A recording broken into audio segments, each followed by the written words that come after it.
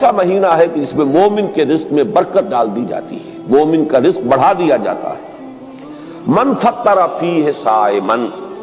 جس کسی نے افطار کرایا اس میں کسی روزے دار کو، کان لہ مغفرۃ لذنوبہ وعتق رقبتہ من النار، تو وہ اس کے لیے اس کے گناہوں کی مغفرت کا سبب بن جائے گا اور اس کی گردن کے آگ سے چھٹکارا پانے کا ذریعہ بن جائے گا۔ کسی روزے کو، روزے دار کا افطار کرانا۔ اب اس میں جو تفصیل آگے بھی آ رہی ہے اور اس وقت بھی جو بات ہو رہی ہے اس کو سمجھ لیجئے۔ ہمارے ہاں اس دور میں عام طور پر رزق کی فراوانی ہے، وہ جو فاقہ اور فقر کی جو کیفیات پچھلے زمانوں کے اندر سننے میں آتی، عام طور پر وہ اب دنیا میں موجود نہیں ہے۔ لیکن یہ کہ اس دور کا تصور کیجئے کہ وہاں ایسا بھی ہوتا تھا کہ کسی کے پاس کھانے کو کچھ بھی نہیں ہے، خود اپنے لیے بھی کچھ نہیں ہے، ہو سکتا ہے کہ وہ صرف کہیں سے کوئی تھوڑی سی دودھ کی لسی بنا کر بیٹھا ہو روزہ افطار کرنے کے لیے اور اس کے پاس خود کچھ نہ ہو۔ اس حالت میں کوئی اور شخص جس کے پاس یہ بھی نہ ہو، اگر اس کے پاس آتا ہے تو وہ اپنے اس تھوڑی سی لسی میں سے اگر اپنے کسی اور بھائی کو بھی کچھ پلا دیتا ہے 2 گھونٹ، تو اس کا جو اجر و ثواب اس وقت اس پس منظر میں ہے، اس کو ذہن میں رکھیے۔ واقعی ہمارے ہاں جو بھی اس وقت ریل پیل ہے، اس ریل پیل میں اگر آپ یعنی روزہ افطار کرنے کی محفلیں روزانہ بھی منعقد کر لیں اور افطاریاں کرائیں اور بہت اعلیٰ افطاریاں کرائیں تو اس کو اس حساب میں شمار نہ کیجیے۔ بہرحال وہ اپنی جگہ پر ہے، اس کو انسان احباب کے ساتھ محبت کے اضافے ہی کے لیے کرتا ہے اور وہ محبت خالص اللہ کے لیے، اللہ کے دین کے لیے، اس کا اپنی جگہ پر اجر و ثواب ہوگا۔ لیکن یہ جو اجر و ثواب یہاں بیان ہو رہا ہے اور جس درجے کا اجر و ثواب بیان ہو رہا ہے، اس کے لیے اس قسم کے پس منظر کو سامنے رکھنا ضروری ہے، ورنہ یہ بہت مبالغہ سا معلوم ہوتا ہے کہ اتنی سی بات کے اوپر اتنا بڑا اجر و ثواب۔ لیکن اس کو اگر اپنے اوپر انسان طاری کرے، جیسا کہ آتا ہے بہت سے صحابہ کے بارے میں، انہیں تو فاقے ہوتے تھے اور کئی وقت کے فاقے، اصحاب صفہ خاص طور پر، کہیں سے کچھ آگے آئے تو کھا لیا ہے، نہیں آیا ہے تو کئی وقت کے فاقے ہو رہے ہیں۔ حضرت ابو ہریرہ فرماتے ہیں رضی اللہ تعالی عنہ، کیونکہ وہ بھی اصحاب صفہ میں شامل تھے،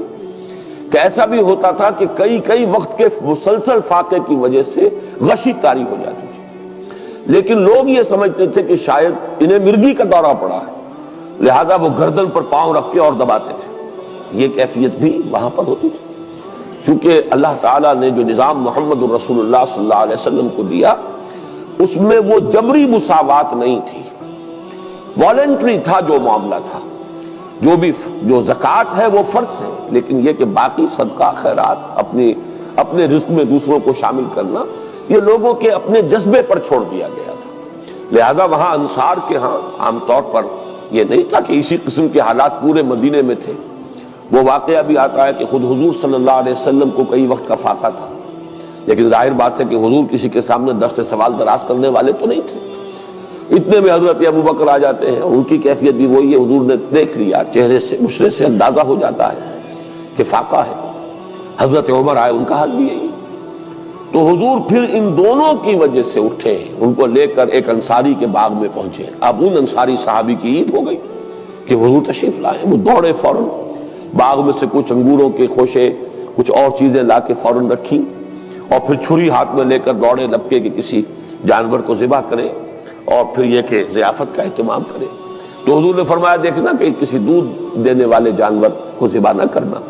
کوئی اور نہ ہو اور بکری ہو اور وہ دودھ دیتی ہو اور بچوں کے لیے وہ ایک ذریعہ بنتا ہو اور تم اس کو ذبح کر دو۔ بہرحال اس کے بعد انہوں نے،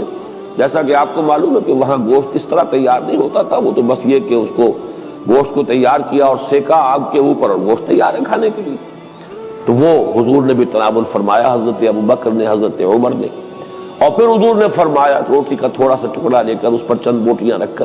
کہ یہ عائشہ کو بھی دے آؤ، اسے بھی کئی وقت کا فاقہ ہے رضی اللہ تعالیٰ۔ ان حالات کو دیکھیے کہ اس میں یہ کیفیت ہے کہ ایک آدمی جبر کر رہا ہے، اس نے فرض کیجئے کہ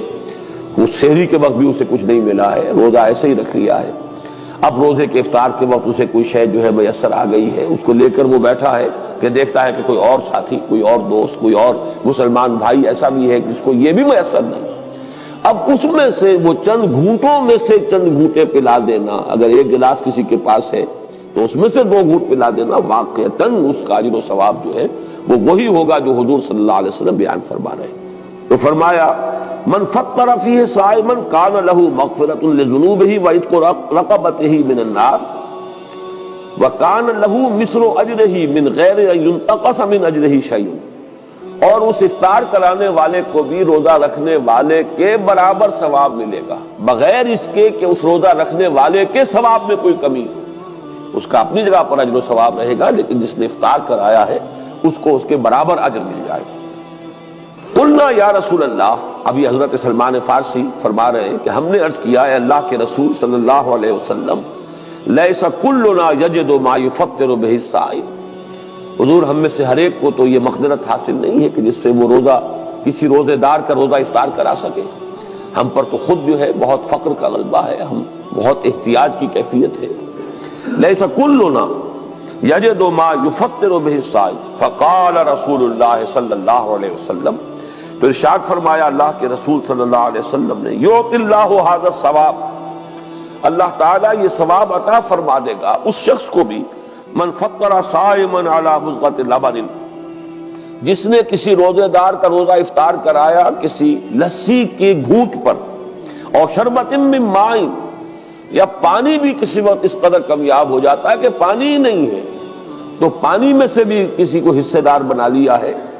تو وہ اس کو ومن اشبع صائما سقاہ اللہ من حوض شربۃ لا یظمأ حتی یدخل الجنہ، اور جو شخص کسی روزے دار کو پیٹ بھر کر سیر ہو کر کھانا کھلائے گا، اس کو تو اللہ تعالیٰ میرے حوض سے، حوض کوثر سے پلائے گا، سیراب کرے گا، اور اس طرح سیراب کر دے گا کہ پھر جب تک وہ جنت میں داخل نہیں ہو جائے گا اسے پیاس کا احساس نہیں ہوگا، یعنی اس درجے سیری کا احساس ہو جائے گا کہ اللہ تعالیٰ جب تک کہ وہ جتنے مراحل ہیں یوم حشر کے اور اس کے مختلف مراحل اور مدارج، وہ آپ کو معلوم ہے یوم یجعل الولدان شیبا السماء منفطر به کان وعده مفعولا، وہ دن کے جس کی شدائد ایسے ہیں کہ بچوں کو بوڑھا کر دینے والا دن ہے، تو اس دن پھر پیاس نہیں لگے گی اس شخص کو جس کو اللہ تعالیٰ میرے حوض سے پلائے گا۔ تو فرمایا کہ جو کسی صائم کو پیٹ بھر کر کھانا کھلائے گا روزے دار کو، سقاہ اللہ من حوض شربۃ لا یظمأ حتی یدخل الجنہ وہو شہر اولہ رحمہ، یہ جو مہینہ مبارک ہے اس کے 3 عشرے ہیں۔ پہلے عشرے کے بارے میں فرمایا وہ اللہ تعالیٰ کی رحمت کا مظہر ہے، وَأَوْسَطُهُ مَغْفِرَةٌ، اور اس کا درمیانی عشرہ جو ہے وہ گویا کہ اللہ تعالیٰ کی طرف سے مغفرت کا پروانہ لے کر آتا ہے، وَآخِرُهُ عِتْقٌ مِّنَ النَّارِ، اور اس کا آخری عشرہ وہ تو گویا کہ آگ سے مستقل چھٹکارا پا جانے کا پروانہ ہے۔ وَمَنْ خَفَّفَ عَن مَمْلُوكِهِ فِيهِ غفر اللہ لہ وَاعْتَقَہُ مِنَ النَّارِ، اور جو شخص اس ماہ مبارک میں اپنے کسی غلام کی مشقت میں کمی کرے گا، تخفیف کرے گا، تو اللہ تعالی